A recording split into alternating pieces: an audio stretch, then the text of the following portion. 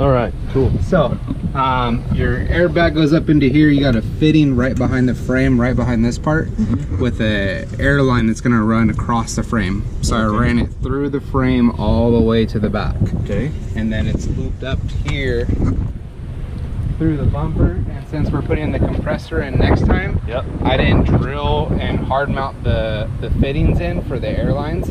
They come with like a little bracket right here. Okay. They used some heavy duty zip ties and got it on there secure enough to where you could air it up and let the air out. Cool. But this is for both nozzles. Great. Obviously the left's for the left side, right's for the right side. Okay. But both of them are strong in case you ever need to get down underneath there for whatever reason. They're strong through the frame and you can see them pretty clear as day. The fittings are right here. Okay. All right. Great.